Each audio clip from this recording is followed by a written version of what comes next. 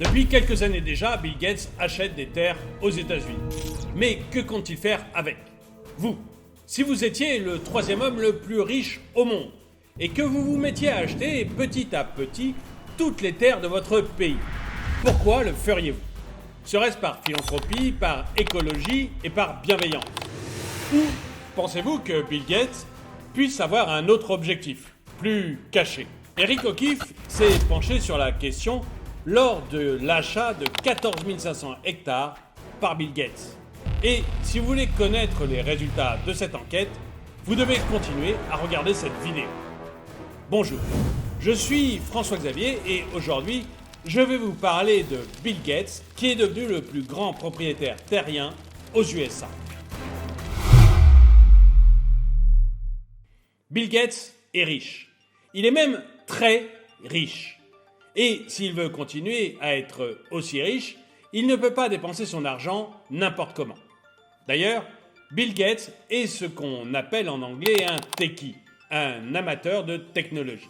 Et en effet, il est plutôt doué. Après tout, il a quand même réussi à créer et maintenir la plus grosse entreprise de logiciels au monde. Aujourd'hui, Microsoft, son invention et entreprise, est connue de tous et utilisée mondialement. Mais, contrairement à Warren Buffett ou à Ray Dalio, Bill Gates ne s'est pas spécialisé dans l'investissement. Donc, s'il veut continuer à garder l'argent qu'il a accumulé, voire même devenir toujours plus riche, il ne peut pas prendre ses décisions d'investissement tout seul. Vous, comment feriez-vous si vous étiez ultra riche et que vous vouliez faire grossir la fortune que vous aviez accumulée alors que vous êtes désormais retraité et que l'investissement n'est pas votre spécialité? Vous iriez probablement voir quelqu'un dont c'est la spécialité, non? Eh bien, en tout cas, c'est ce qu'a fait Bill Gates. Depuis maintenant 25 ans, Bill Gates a confié la grande majorité de sa fortune à travers l'entreprise Cascade Investment à un homme, Michael Larson. Celui-ci a un travail très particulier: sauvegarder et augmenter les richesses de Bill Gates. Donc, selon le Wall Street Journal en 2014, l'arrangement est simple. Monsieur Larson gagne de l'argent et Monsieur Gates le donne, montrant ainsi la dualité des rôles. Mais, afin de gagner cet argent, Larson doit l'investir. Ainsi, le portefeuille de Bill Gates est très diversifié. Il a des parts d'entreprises telles que Berkshire Hathaway, qui est l'entreprise d'investissement de Warren Buffett, une entreprise d'embouteillage de bouteilles de Coca-Cola, ou encore la compagnie des chemins de fer nationaux du Canada. Ces investissements vont du business pur à l'écologie, en passant par UPS ou FedEx, deux entreprises majeures dans la livraison aux États-Unis. Bill Gates investit dans tous les secteurs. Mais alors, pourquoi investir dans des terres? Selon l'université du Missouri, aux USA, le prix des terres continue de croître tout le temps. Entre 2019 et 2020, par exemple, en plein Covid, quand le pays était préoccupé par autre chose que d'investir dans des terres agricoles, eh bien le prix des terres agricoles du Missouri a augmenté de 5%. Alors bien sûr, le prix des terres agricoles, il varie selon leur emplacement. Mais ça reste un bon investissement lorsqu'on prend en compte que même durant une pandémie mondiale, leur prix a augmenté. De plus, la population a besoin de se nourrir. Nous aurons donc toujours besoin d'agriculture et donc de terres agricoles. Selon le National Geographic Magazine, une revue scientifique américaine, la croissance de la population se traduira d'ici 2050 en un doublement de la demande en nourriture. Et donc, la valeur des terres agricoles ne risque pas de chuter, mais plutôt d'augmenter. Une autre capacité des terres agricoles qui est très intéressante, c'est sa capacité à faire barrière à l'inflation. Et ça, c'est surtout intéressant dans un moment où l'inflation aux États-Unis, comme en France, est très élevée. Les terres, comme l'or, ont la capacité à faire barrière à l'inflation. Elles s'apprécient alors que le dollar, lui, diminue. Il est donc très intéressant d'en avoir, surtout dans des temps comme aujourd'hui, où la valeur de la monnaie diminue énormément, causant une inflation gigantesque. D'un point de vue purement fiscal, aux États-Unis, avoir des terres, c'est aussi une bonne chose. Les terres agricoles exemptent de certaines taxes. Par exemple, dans le Missouri, les propriétés agricoles sont taxées à 12% de leur valeur, contre 19% pour les propriétés résidentielles. De plus, le coût de votre remboursement de prêt hypothécaire sera déduit de vos impôts fédéraux, ce qui fait qu'ils pèseront beaucoup moins lourd sur votre fortune. Ça, ce n'est que deux exemples d'une multitude de bénéfices fiscaux dont on peut jouir en achetant des terres. Cependant, il est important de noter qu'aux États-Unis, ces bénéfices fiscaux ne sont pas valables partout. Ils dépendent de l'État dans lequel vous investissez. Et enfin, en plus d'être intéressant fiscalement, l'investissement dans les terres agricoles a le gros avantage d'être stable. C'est une ressource de revenus très passive. Puisque vous êtes rentier, vous touchez un loyer sur les terres que vous louez. Et ce loyer, il est toujours le même. Donc, votre investissement est stable et passif. Vous avez très peu de choses à faire sur vos terres. Le locataire s'occupe entièrement des terres. Alors, finalement, acheter des terres, c'est avoir un revenu stable et passif et c'est très bien. Mais Bill Gates ne fait pas que investir dans l'agriculture. Il a acheté plus de 250 000 hectares en tout. Vous, que feriez-vous si vous aviez 250 000 hectares à votre disposition et aucun besoin d'argent ou de ces terres? Ou plutôt, qu'est-ce que vous pensez que Bill Gates veut faire? La rumeur dit que Bill Gates, à travers la fondation Bill et Melinda Gates, a acheté ces terres pour développer une agriculture durable. Alors aujourd'hui, on utilise le mot durable à tort et à travers pour pouvoir faire écologique, pour pouvoir faire bien pensant. Mais que vient faire Bill Gates dans tout ça? Eh bien, Bill Gates investit beaucoup dans les supercultures. Les supercultures, ça serait, en théorie, des cultures résistantes au changement climatique. Concrètement, ce sont des cultures comme les autres, mais qui vont varier en fonction des changements de température, comme l'a fait l'homme par exemple depuis la nuit des temps. Cependant, puisque le capitalisme et la mondialisation ont ouvert le monde et les pays les uns aux autres, le choix de graines et de méthodes agricoles est plus varié que, disons, il y a 2 siècles. Autre que les supercultures, Bill Gates propose également une alternative à la viande. La viande étant devenue l'ennemi numéro 1 des écologistes, Bill Gates cherche à produire une viande végétale. Un peu comme le tofu, mais meilleur et moins hippie bobo. Et pour cela, il a investi grandement dans l'entreprise Impossible Foods. Impossible Foods arrive à faire ce que peu ont réussi à faire avant lui.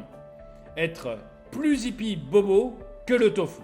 En effet, Impossible Food aurait des burgers faits à base de concentré de protéines de soja, de vitamines diverses et variées, d'extraits de levure, d'huile de coco et de tournesol. Mais malgré le manque de bœuf, ce burger m'a quand même l'air beaucoup moins écologique et bon pour la santé que le bon gros 280 de chez McDonald's. Franchement, si vous aviez le choix entre un burger comme celui dont je viens vous citer les ingrédients, c'est-à-dire 3 tonnes d'huile, du soja, des vitamines dont vous ne connaissez ni le nom ni l'utilité, ou un bon burger traditionnel avec un beau steak haché, lequel prendriez-vous? Personnellement, je suis même pas sûr de donner le burger d'Impossible Food à mon ex-femme. Bref, il se peut que Bill Gates investisse dans des terres agricoles pour faire avancer ses recherches et ses expérimentations écologiques. Et si c'est fait intelligemment et que finalement ce n'est pas uniquement une mode, pourquoi pas? Bill Gates investit pour faire des recherches sur l'agriculture durable pour qu'on puisse continuer à produire autant, voire même plus, sans en prendre plus à la planète, super. Mais si son but est vraiment de faire des recherches écologiques et de l'agriculture durable, pourquoi ne pas l'annoncer publiquement? Si vous aviez la possibilité de faire ce que vous voulez avec plus de 250 000 hectares de terre, est-ce que vous feriez réellement que de l'écologie? Ou est-ce que vous en profiteriez par exemple pour révolutionner la manière de vivre des individus? Peut-être même les villes. Franchement, c'est quand même un peu plus classe de faire la ville du futur, une ville écologique, plutôt que de faire pousser des betteraves. Et c'est peut-être pour ça que Bill Gates a annoncé en 2017 vouloir bâtir une ville au milieu du désert en Arizona. Ainsi, il a acheté près de 24 800 hectares de désert. Et il a avoué vouloir créer une ville très futuriste avec des voitures autonomes, un approvisionnement alimentaire purement renouvelable, des espaces verts un peu partout et une technologie encore jamais vue. Bref, ce serait une expérience à taille réelle, cherchant à résoudre les problèmes sociaux et écologiques que nous avons actuellement dans nos vies urbaines.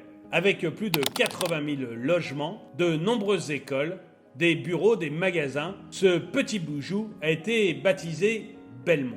Le promoteur chargé de ce projet de grande envergure est Belmont Partners. Il a décroché le pompon avec un contrat de 80 millions de dollars. Cependant, même 5 ans plus tard, beaucoup de doutes planent sur les détails de la ville. Certains la comparent à un deuxième Paris. D'autres lui donnent plutôt la taille de Saint-Étienne.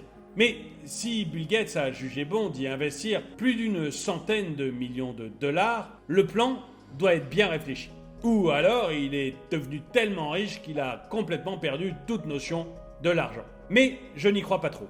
Si le plan n'avait pas été méticuleusement réfléchi, les conseillers financiers du milliardaire Binoclar lui auraient fortement conseillé d'abandonner un tel projet.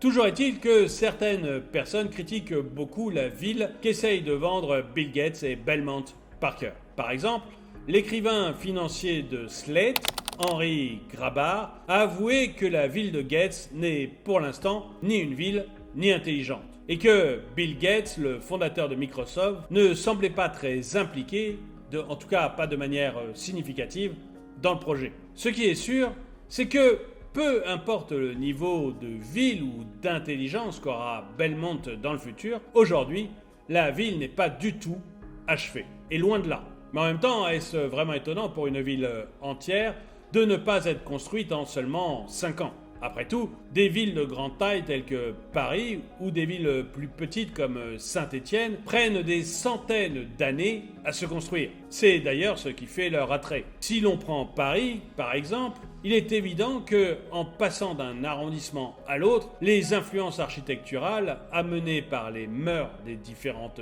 époques enrichissent la ville. Si on construit Belmont en seulement 5 ans, il n'aura pas ce charme.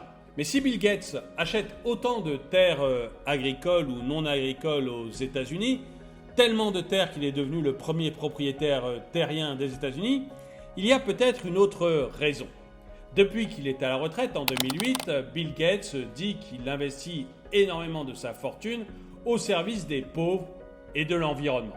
Cependant, depuis quelques années, il s'est mis à inventer des dispositifs médicaux qui sont très controversés, comme par exemple une puce injectable à l'homme. Pour lui, c'est beaucoup de bruits négatifs qui vont contrebalancer tout le bien qu'il essaye de faire, ou du moins qu'il prétend faire.